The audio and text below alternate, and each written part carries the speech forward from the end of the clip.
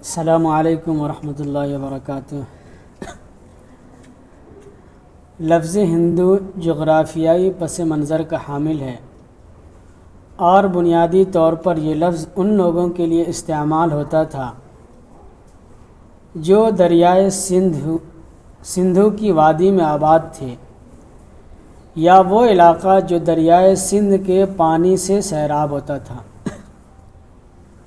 کچھ تاریخ داں یہ کہتے ہیں کہ لفظ ہندو پہلی مرتبہ ایرانیوں نے استعمال کیا تھا، جو کہ ہمالیہ کے شمال مغربی دوروں سے گزرتے ہوئے ہندوستان میں آیا۔ لفظ ہندو کا ذکر ہندوستانی ادب میں کہیں بھی نہیں ملتا ہے، اور نہ ہی اس کا ذکر ہندوؤں کی مقدس کتاب میں ملتا ہے۔ ہندوستان میں مسلمانوں کی آمد سے قبل اہل ہند اس لفظ سے ناآشنا تھے، انہیں معلوم نہیں تھا۔ مذہبی اور اخلاقی انسائکلوپیڈیا کے مطابق ہندوستان میں مسلمانوں کی آمد سے قبل اہل ہند اس لفظ سے واقف نہیں تھے۔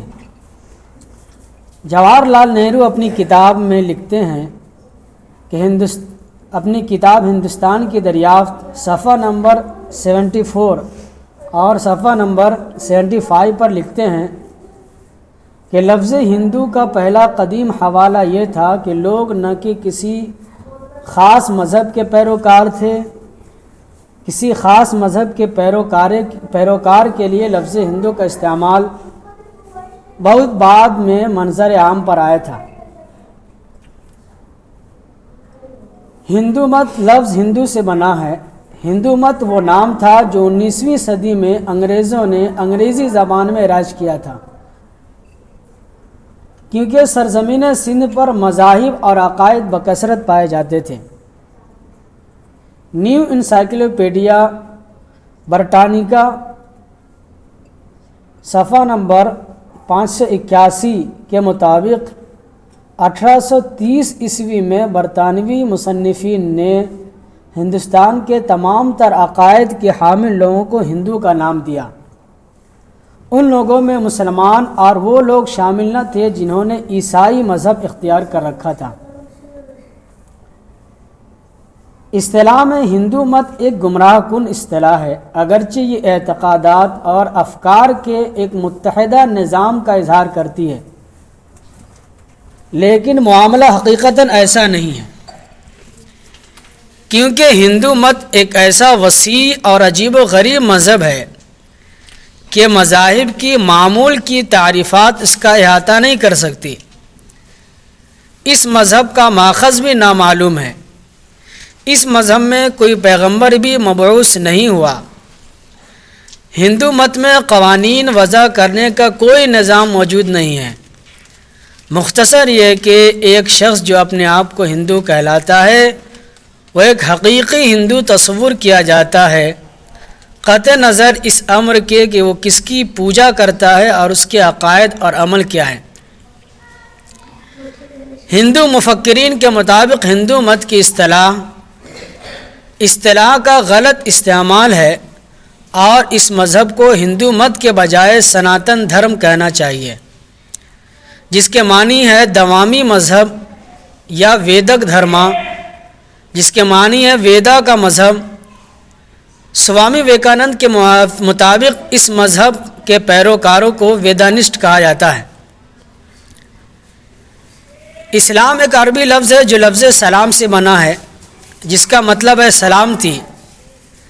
اس کا مطلب یہ بھی ہے کہ اللہ تعالیٰ کی اطاعت کرنا، تابعداری کرنا۔ مختصر یہ کہ اسلام کا مطلب ہے سلامتی، اللہ کی اطاعت کرتے ہوئے، اللہ کی تابعداری کرتے ہوئے سلامتی حاصل کرنا۔ مسلمان کسے کہتے ہیں؟ مسلمان وہ فرد ہے جو اللہ کی اطاعت کرتا ہے، اللہ تعالیٰ کی تابعداری کرتا ہے، اللہ تعالیٰ کے احکام پر عمل کرتا ہے۔ بہت سے لوگوں کو اس غلط فہمی کا شکار ہیں کہ اسلام ایک نیا دین ہے، ایک نیا مذہب ہے، جو کہ 1400 سال پہلے منظر عام پر آیا تھا، اور پیغمبر اسلام حضرت محمد صلی اللہ علیہ وسلم اس مذہب کے بانی ہیں۔ حالانکہ اسلام بہت قدیم مذہب ہے یہ مذہب اس وقت سے رائج ہے جس وقت ہندوؤں کی مذہبی کتاب سے بھی جس وقت پہلے انسان نے اس دنیا میں قدم رکھا تھا۔ پیغمبر اسلام حضرت محمد صلی اللہ علیہ وسلم دین اسلام کے بانی نہیں ہیں، بلکہ وہ اسلام کے آخری نبی اور آخری پیغمبر ہیں۔ ہندو مت میں ہندو مت کے ستون بیان نہیں کیے گئے، جیسا کہ پہلے بھی ذکر کیا گیا ہے کہ ہندو مت میں سکہ بند اعتقاد نہیں ہے اور نہ ہی اس کے کوئی ستون یا اصول ہے جن پر اس مذہب کے پیروکاروں کے لیے عمل ضروری ہو۔ ایک ہندو کے لیے آزادی ہے کہ وہ جو چاہے عمل کرے، جس عمل کو چاہے اپنائے، کوئی چیز ایسی نہیں ہے جو اس کے لیے ضروری ہے یا اس کے لیے ممنوع ہو، لہٰذا اس کا کوئی بھی عمل اسے ہندو مت سے خارج نہیں کرتا اور نہ ہی کسی مذہبی قانون کے خلاف ورزی اسے ہندو مت سے خارج کرتی ہے۔ البتہ کچھ ایسے عقائد ہیں جو بہت سے ہندوؤں میں یکساں پائے جاتے ہیں، اگرچہ 100% ہندو ان عقائد پر متفق نہیں ہیں۔ ہم ان میں سے کچھ عقائد پر روشنی ڈالیں گے جبکہ ہم اسلامی ستونوں کے بارے میں ذکر کر رہے ہیں۔ اگر آپ ایک عام ہندو سے دریافت کریں کہ وہ کتنے خداؤں پر یقین رکھتا ہے، کچھ ہندو کہیں گے 3، کچھ کہیں گے 33، کچھ کہیں گے 1000، جبکہ کچھ کہیں گے 3 کروڑ 30 لاکھ۔ لیکن اگر آپ یہ سوال کسی فاضل ہندو سے پوچھیں کہ جو ہندوؤں کی مذہبی کتاب سے واقف ہے، وہ جواب دے گا کہ در حقیقت ایک ہندو کو ایک خدا پر ایمان لانا چاہیے۔ اچھا، اسلام اور ہندو مت کے درمیان فرق کیا ہے؟ فرق صرف اس کا ہے، ہر چیز کا مالک خدا ہے، ایوری تھنگ از گاڈز، اور ہر چیز خدا ہے، ایوری تھنگ از گاڈ۔ ہندوؤں اور مسلمانوں کے درمیان بڑا فرق یہ ہے کہ ہندو اس فلسفے پر یقین رکھتے ہیں کہ ہر چیز خدا کا حصہ ہے، یعنی ہر چیز خدا ہے، درخت خدا ہے، سورج خدا ہے، چاند خدا ہے، سانپ خدا ہے، بندر خدا ہے، انسان خدا ہے۔ لہٰذا ہندوؤں اور مسلمانوں کے درمیان بڑا فرق قومیں والے اس کا ہے، یعنی اپوسٹروف کا جو اس آتا ہے اس کا ہے۔ ہندو کہتے ہیں کہ ہر چیز خدا ہے، ایوری تھنگ از گاڈ، جبکہ مسلمان کہتے ہیں کہ ایوری تھنگ از گاڈز، کہ ہر چیز کا مالک خدا ہے۔ اگر ہم اس قومیں والے اس کا فرق مٹا سکے تب ہندو اور مسلم متحد ہو سکتے ہیں، ایک ہو سکتے ہیں۔ قرآن پاک کے اندر اللہ فرماتا ہے کہ اس کلمہ کی طرف آؤ جو ہم میں اور تم میں یکساں ہے۔ وہ کلمہ کیا ہے؟ کہ اللہ تعالیٰ کے علاوہ کسی کی عبادت نہ کرو۔ لہٰذا آئیے ہم ہندو اور مسلمانوں کی مقدس کتاب کا مطالعہ کرتے ہوئے ایک کلمہ کی طرف آتے ہیں۔ بھگوت گیتا ہندوؤں کی مذہبی کتاب میں مقبول عام کتاب ہے۔ گیتا کے باب نمبر 7 آیت نمبر 20 میں درج ہے کہ وہ جن کی عقل پر مادی خواہشات کے پردے پڑے ہوئے ہیں وہ نقلی خداؤں کو پوجتے ہیں، یعنی کہ وہ جو مادہ پرست ہے وہ نقلی خداؤں کو پوجا کرتے ہیں، یعنی حقیقی خدا کے علاوہ۔ اسی طریقے سے ایک کتاب ہے انوپنشد، یہ بھی ہندوؤں کی مقدس کتاب ہے۔ اس کے باب نمبر 6 سیکشن نمبر 2 آیت نمبر 1 میں درج ہے کہ خدا محض ایک ہے، دوسرا کوئی خدا نہیں ہے۔ اس رادھا کرشنا کے انوپنشد صفحہ نمبر 447 448 کے اندر ہے حصہ اول۔ اسی طریقے سے صفحہ نمبر 93 کے اندر ہے، اور قرآن کریم کی سورہ اخلاص سورہ نمبر 112 آیت نمبر 1 میں جو کچھ فرمایا گیا ہے اس سے ملتا جلتا ہے۔ اس میں بھی درج یہی ہے کہ قل هو اللہ احد، آپ کہیے کہ اللہ ایک ہے اور صرف ایک ہے، اس کا کوئی ساجی نہیں ہے۔ انوپنشد باب نمبر 6 آیت نمبر 9 اس میں درج ہے کہ اس کا نہ باپ ہے، نہ ماں ہے، نہ اس کا کوئی حاکم ہے، دنیا میں اس کا کوئی آقا نہیں ہے، کوئی اس کا حاکم نہیں ہے، اور نہ ہی کوئی اس سے مشابہت رکھتا ہے۔ وہ حاکموں کا حاکم ہے، اس کا کوئی حاکم نہیں ہے۔ एस राधा कृष्णा के अनुपस्थ सफ़ा 745 और एस्ट वॉल्यूम 50 की मुक़द्दस किताब अनुपस्थ हिस्सा 2 में सफ़ा 263 में इस किस्म का पैगाम दिया गया है, जिस किस्म का पैगाम कुरान पाक की सूरह इखलास के अंदर सूरह नंबर 112 आयत नंबर 3 में दिया गया है कि न उसकी कोई औलाद है और न वो किसी से पैदा हुआ है। इसी तरीके से अनुपस्थ बाब नंबर 4 आयत नंबर 9 में दर्ज है कि उसकी बराबरी करने वाला कोई नहीं है, उसका नाम बड़ी शान वाला है। इसी किस्म का पैगाम कुरान पाक की सूरह इखलास सूरह नंबर 112 आयत नंबर 4 में दर्ज किया गया है कि न उसके जोड़ का कोई है। सूरह शूरा सूरह नंबर 42 आयत नंबर 11 में भी इस किस्म का पैगाम दिया गया है कि उस जैसा कोई नहीं है। इसी तरीके से अनुपस्थ बाब नंबर 4 आयत नंबर 20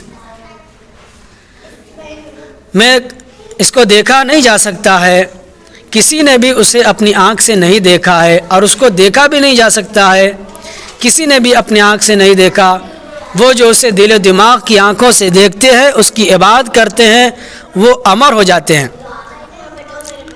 फिर इस पर अनुपस्थ एस राधा कृष्णा सफ़ा नंबर 737 और ईस्ट की मुक़द्दस किताब वॉल्यूम नंबर 50 में इस किस्म का पैगाम कुरान पाक में सूरह अनाम सूरह नंबर 6 आयत नंबर 103 में भी दिया गया है कि आँखें उसे अहाता नहीं करती और सब आँखें उसकी अहाता में हैं और वही है पूरा बातिन पूरा ख़बरदार। आँखें इसे अहाता नहीं कर सकती और सब आँखें उसकी अहाता में हैं और वही पूरा बातिन पूरा ख़बरदार है। यजुर्वेदा वेद हिंदुओं की मजहबी कुतुब में इंतहाई मुक़द्दस तस्वर किए जाते हैं। बड़े वेद 4 अदद हैं, ऋग्वेदा, यजुर्वेदा, सामवेदा, अथर्ववेदा वेदा। यजुर्वेदा बाब नंबर 32 आयत नंबर 3 में दर्ज है कि उसकी कोई शक्ल नहीं है, कोई तस्वीर नहीं है। वो मज़ीद आगे बयान करती है कि उसे किसी ने जन्म नहीं दिया है, वो हमारी इबादत का मुस्तहिक़ है। रोशनी के तमाम तर ज़राए उसी के वजूद से फूटते हैं, मसलन सूरज वग़ैरह। मेरी ये दुआ है कि वो मुझे किसी भी नुकसान से महफूज रखे, चूँकि उसने किसी से जन्म नहीं लिया, लिहाजा वह हमारी इबादत का मुस्तहिक़ है। यजुर्वेदा देवी चंद MA सफ़ा नंबर 377, यजुर्वेदा बाब नंबर 14 आयत नंबर 8। यजुर्वेदा में बाब नंबर 14 आयत नंबर 8 में दर्ज है कि वो जिस्म से पाक है और पाक ज़ात है। और आयत 9 में नंबर 9 में दर्ज है कि वह अंधेरे में दाखिल है जो फितरी चीज़ों को पूछते हैं, मसलन हवा, पानी, आग वग़ैरह। ये सूरह मज़ीद बयान करती है कि वो मज़ीद अंधेरे में डूबे हुए हैं जो संभूति को पूछते हैं, यानी अपनी तख्लीक करदा चीज़ों को पूछते हैं, मसलन कुर्सी, मेज़, बुत वग़ैरह। इसी किस्म का पैगाम कुरान करीम की सूरह रात के अंदर सूरह नंबर 13 आयत नंबर 9 में दिया गया है कि सबसे वो बड़ा बुलंदी वाला है। ऋग्वेदा के अंदर सब वेदों में कदीम तरीन और मुक़द्दस तरीन ऋग्वेदा गर्दानी जाती है। ऋग्वेदा किताब नंबर 1 बाब नंबर 164 आयत नंबर 46 में दर्ज है कि जोगी खुदाए वाहिद को कई नामों से पुकारते हैं। ऋग्वेदा बाब नंबर 2 सूरह नंबर 1 में है कि ऋग्वेदा में खुदा के कम अज़ कम 33 सिफ़ाती नाम दर्ज है। उनमें से बहुत से सिफ़ाती नाम ऋग्वेदा किताब नंबर 2 बाब नंबर 1 में दर्ज है। बरहमा, खालिक, ऋग्वेदा बाब नंबर 2 सूरह नंबर 1 आयत नंबर 3। ऋग्वेदा में दिए गए कई एक नामों में से खुदा का एक खूबसूरत सिफ़ाती नाम बरहमा भी है। बरहमा का मतलब है कि तख्लीक करने वाला। अगर आप इसका अरबी तर्जमा करें तो इसका मतलब यह है खालिक, यानी पैदा करने वाला। हम मुसलमानों को कोई एतराज़ नहीं है अगर आप खुदा ताला को खालिक या तख्लीक करने वाला या बरहमा कहकर पुकारे, लेकिन अगर कोई ये कहे कि बरहमा वो खुदा है जिसके 4 सर हैं और हर एक सर पर एक ताज रखा है, تو ہم مسلمان سخت احتجاج کریں گے، کیونکہ تم خدا کو ایک شکل سے نوازا ہو۔ مزید برآں تم یجرویدا باب نمبر 32 آیت نمبر 3 کی کھلم کھلا خلاف ورزی کر رہے ہو، کیونکہ اس میں درج ہے کہ اس کی کوئی شکل نہیں ہے۔ وشنو یعنی پالنے والا، رگویدا کتاب نمبر 2 باب نمبر 1 آیت نمبر 3 میں ہے کہ ایک اور خوبصورت صفاتی نام رگویدا کے اندر ہے وشنو۔ وشنو کا مطلب ہے پالنے والا۔ اس کا عربی ترجمہ کریں گے تو اس کا مطلب آتا ہے رب، یعنی پالنے والا۔ اس سے بھی کوئی اعتراض نہیں ہے۔